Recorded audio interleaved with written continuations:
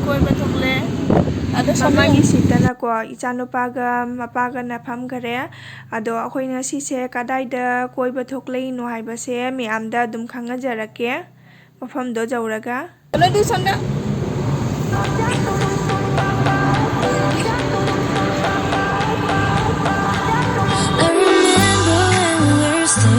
photo. Don't forget the way you look me in the eyes. And I keep you in my heart. In my heart is where you are. I still think of you. Mama from Jowre Hoy. Chonjang. Ano? Tono do sonda. Ako using mafam do Jowre. Si mantra. Lain tra. Buddha. Gautam Buddha. Miyam asigi Buddha gi murti se ko khoina mathakta kadri mamangda ko asigi murti se ahanbada gen mapanda leiramme Where you are, I still think of you. I want you coming back. I remember when we were staring photo. Don't forget the way you look me in the eyes. Miyam akhoi ujik se ko adegi jum sari se asigi mathakta nia ba khoina kadori se ujik ado mafam se jamna phajai ado haidi mathakta kamaina phajabado haibadi miyam dosu dum ucharake jam satina phajai ado akhoi ujik se ko ada mathak se asiga laire jum se aduga sondasu jam phajaba jum sabagi ko asigi jum se ko akhoi mi leiba khotpagi jana bagi jum niaba haidi koiba laaga siga time spend tawbagi leire aduga siga moi kono bagi da khangde ado decoration tawbagi moi mi myam su ko kan thapak suna leirame I keep you in my heart. In my heart is where you are. I still think of you. I want you coming back. Call me when you want. Baby, can take it on my heart. Yeah. Ma'am ko asige jahaz se akhoi mi puraga isingda chatpa jahaz tu dinate ado asige manungda ko restaurant ama hangi aba ado ai horen se horen siga chalaga mu charake ma'am dasu Call me when you want. Baby, can take it on my heart. Yeah. Me your love. Yeah.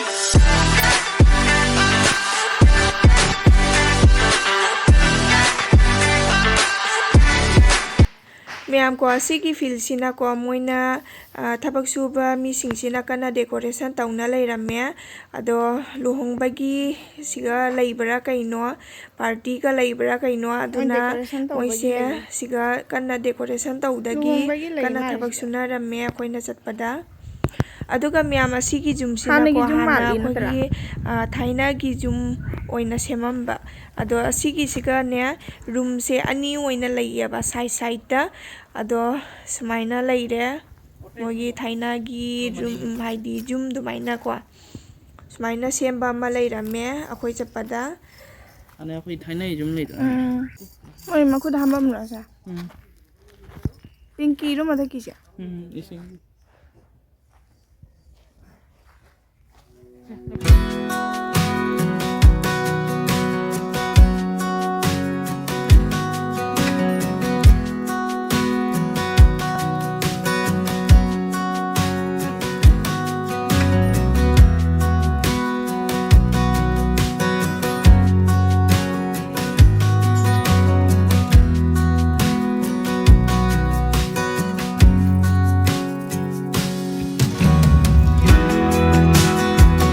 Ma'am akhoi ujik che ko mathakta mukare asigi jum sisu jam phajabani leiga sadla dana ko asisu mi leiba yaba ma'am asi se ko moi maiting na bai wai male asi se aduga ko asigi jum sina ko ani su bania ba son side ta su ama jum lei khare aduga asigi jum ama su leire asigi jum se ko mi leiba yaba room ni asina ko akhoi turen gi hek mamangda leiba jum ni ab asisina moi una semba oi male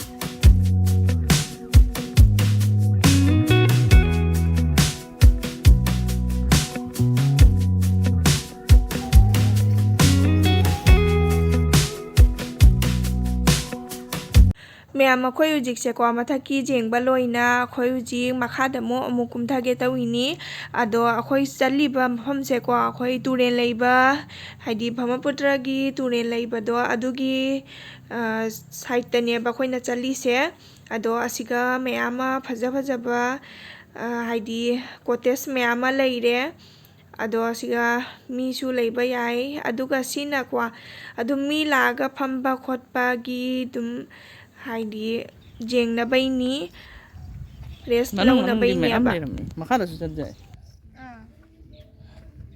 ꯃꯌꯥꯝ ꯑꯩꯈꯣꯏꯅ ꯂꯥꯛꯏꯕ ꯃꯐꯝꯁꯦꯀꯣ ꯆꯟꯗ꯭ꯔꯄꯨꯔꯗꯅꯤ ꯑꯗꯣ ꯆꯟꯗ꯭ꯔꯄꯨꯔꯒꯤ ꯑꯔꯣꯍꯟ ꯁꯦꯔꯤꯅꯤꯇꯤ ꯔꯤꯖꯣꯔꯠꯇꯅꯦꯕ ꯑꯩꯈꯣꯏꯅ ꯂꯥꯛꯏꯁꯦ ꯑꯗꯣ ꯃꯌꯥꯝꯁꯨ ꯀꯔꯤꯒꯨꯝꯕ ꯀꯣꯏꯕ ꯂꯥꯛꯅꯤꯡꯕ ꯇꯥꯔꯒꯁꯨ ꯑꯁꯤꯒꯤ ꯖꯒꯥꯁꯦ ꯍꯥꯏꯗꯤ ꯃꯐꯝꯁꯦ ꯁꯤꯒ ꯂꯥꯛꯄꯤꯌꯨ ꯌꯥꯝ ꯅꯨꯡꯉꯥꯏ ꯍꯥꯏꯗꯤ ꯏꯪꯅ ꯆꯤꯛꯅꯀꯣ ꯍꯥꯏꯗꯤ ꯃꯥꯏꯟꯗꯣ ꯐ꯭ꯔꯦꯁ ꯑꯣꯏ ꯑꯁꯤꯒꯤ ꯃꯐꯝꯁꯦ ꯑꯗꯣ ꯌꯥꯝꯅꯁꯨ ꯐꯖꯩ ꯑꯗꯣ ꯃꯌꯥꯝꯁꯨ ꯀꯣꯏꯕ ꯂꯥꯛꯄꯤꯌꯨ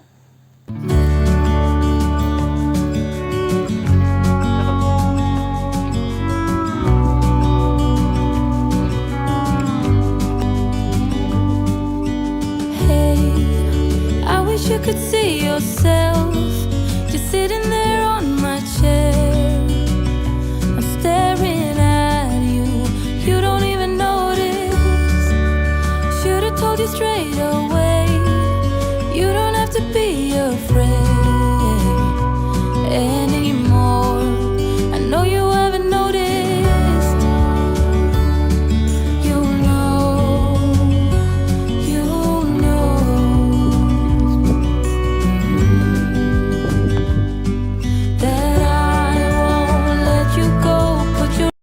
ꯃꯌꯥꯝ ꯑꯥꯗ ꯂꯩꯔꯦ ꯑꯩꯈꯣꯏꯅ ꯉꯁꯥꯏ ꯆꯠꯂꯨꯕ ꯃꯐꯝꯗꯣ ꯑꯗꯣ ꯑꯩꯈꯣꯏ ꯍꯧꯖꯤꯛꯁꯦꯀꯣ ꯁꯣꯝ ꯁꯥꯏꯠꯇꯒꯤ ꯍꯥꯏꯗꯤ ꯀꯣꯏꯔꯒꯀꯣ ꯃꯈꯥꯔꯣꯝꯗ ꯀꯨꯝꯊꯔꯦ ꯑꯗꯨꯒ ꯁꯣꯝꯗꯁꯨ ꯀꯣꯇꯦꯖ ꯃꯌꯥꯝ ꯑꯃ ꯃꯤ ꯃꯌꯥꯝ ꯑꯃ ꯂꯩꯅꯕꯒꯤꯀꯣ ꯁꯦꯝꯃꯤ ꯑꯗꯣ ꯑꯇꯩꯁꯨ ꯁꯦꯝꯒꯗꯕ ꯂꯩꯔꯤ ꯃꯥꯜꯂꯦ ꯑꯗꯣ ꯑꯁꯤꯁꯤꯅꯀꯣ ꯌꯥꯝꯅ ꯆꯥꯎꯔꯦ ꯍꯥꯏꯗꯤ ꯃꯥꯒꯤ ꯀꯩꯅꯣꯁꯦ ꯔꯨꯝꯁꯤꯡꯁꯦ ꯑꯁꯤꯅ ꯈ꯭ꯋꯥꯏꯗꯒꯤ ꯌꯥꯝ ꯆꯥꯎꯔꯦ ꯌꯥꯝꯅꯁꯨ ꯐꯖꯩ ꯃꯥꯒꯤ ꯗꯤꯖꯥꯏꯟꯁꯦ ꯑꯗꯨꯒ ꯃꯌꯥꯝꯀꯣ ꯑꯁꯤꯒꯤ ꯃꯐꯝꯁꯦ ꯌꯥꯝꯅꯀꯣ ꯀꯣꯏꯐꯝ ꯖꯒꯥ ꯃꯌꯥꯝ ꯑꯃ ꯂꯩꯔꯤ ꯑꯗꯣ ꯑꯇꯩꯁꯨ ꯀꯣꯏꯒꯗꯕ ꯂꯩꯔꯤ ꯃꯌꯥꯝ ꯑꯗꯣ ꯚꯤꯗꯤꯑꯣꯁꯦ ꯑꯗꯨꯝ ꯌꯦꯡꯕꯤꯌꯨ ꯃꯈꯥ ꯇꯥꯅ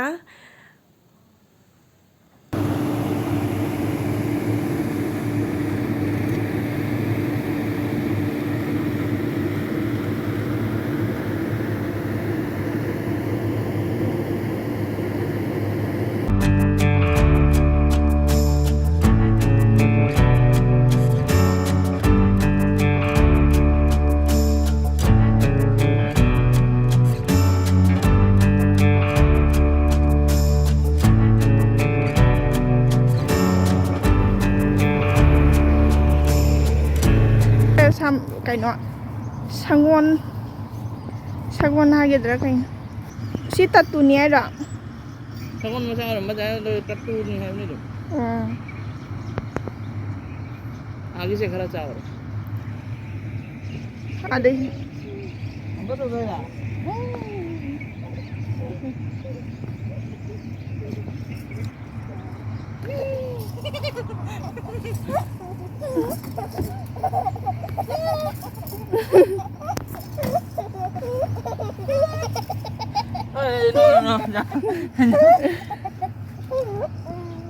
Tono famge noi yung famge sanage nungdang na pajaramani na sige lagi थाली Tono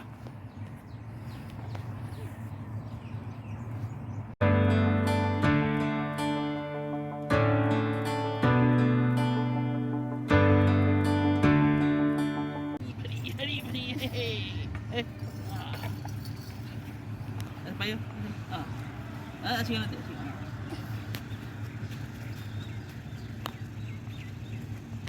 Sana niyo mo mamada Tono jinge Tono nang gadi tong gido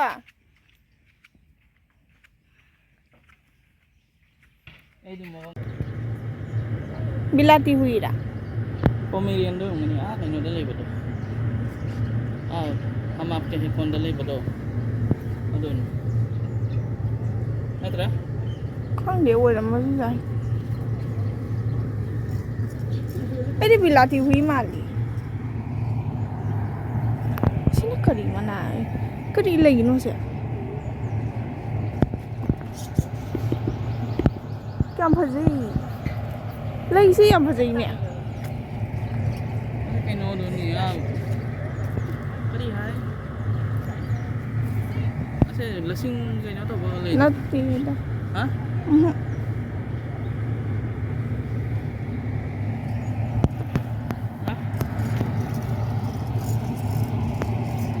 Khurgus mẹ mà lên.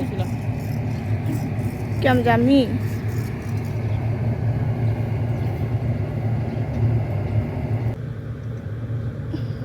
Cha cha. Cha đi nè.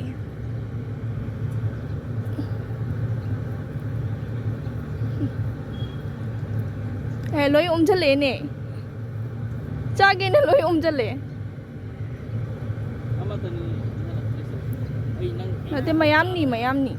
Jama ne ai nang bi ko charo.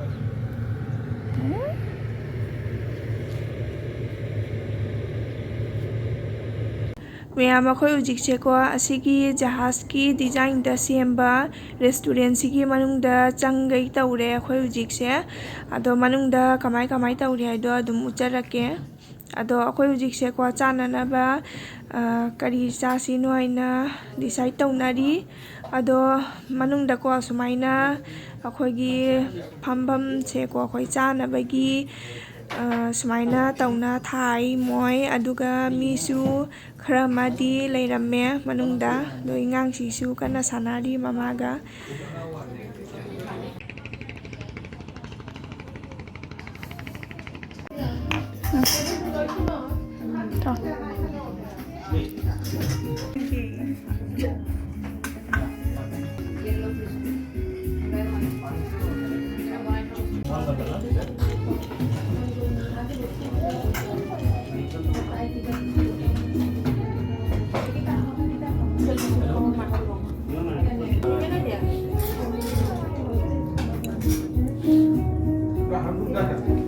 Hai bốc lôi rồi đấy.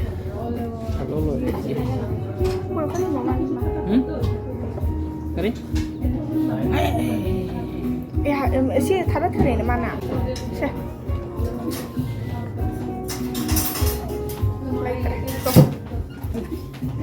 Miyam akhoi ujikse ko chana na ba pure asiga leire pulao aduga chicken thongba maga adoi nan ga ado pulao se ko akhoi ama khatang sum taure moina nan su jaw banina adum okani aina aduga ichanupa su kanna nan se chaba hogale ma hana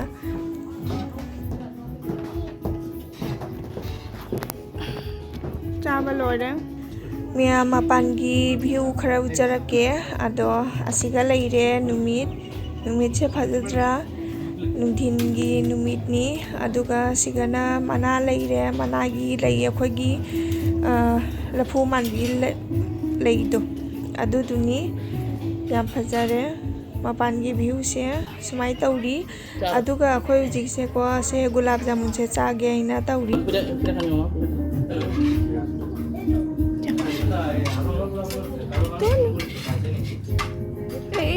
Tador.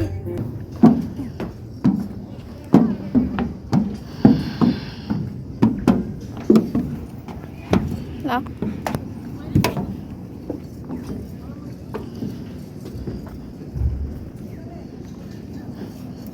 Mathak de kam khajai natra. Se tulen leire ada phama pudar tulen ni se. Na sai ujiki haidi akhoi na chari ba restaurant do adudugi mathak tania ba khoi na karai se. Mi am sulai. I remember when we were staring a photo.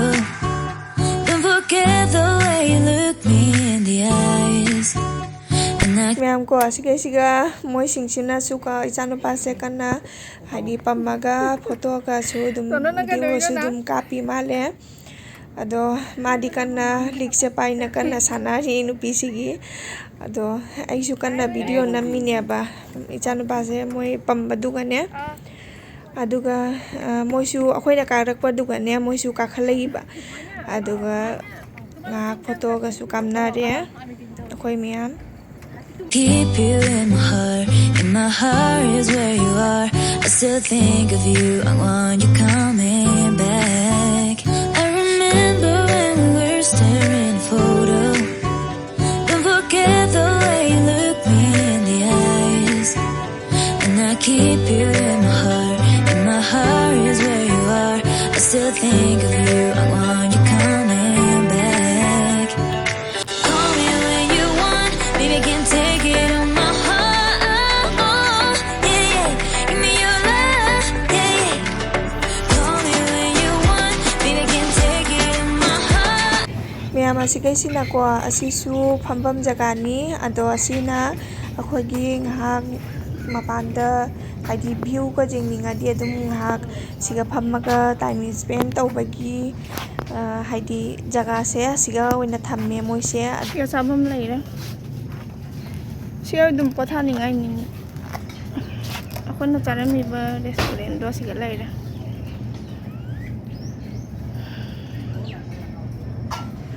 miyam akhoi ujikse ko asigi mafam sigai di thoklani aduga atopa mafam amada mu chatkani aba sigai budi nakpa ado video se asiga hapchara roge mathangi duga oina hapchara age ado akoina ujik laiba ko mafam se sumai tawri magi main gate se yam phajabani ado matang asida losanjarage miyam bye I remember when we were staring photo. Don't forget the way you look me in the eyes. And I keep you in my heart is where you are. I still think of you, I want you coming back. I remember when we were staring photo. Don't forget the way you look me in the eyes. And I keep you in my heart is where you are. I still think of you, I want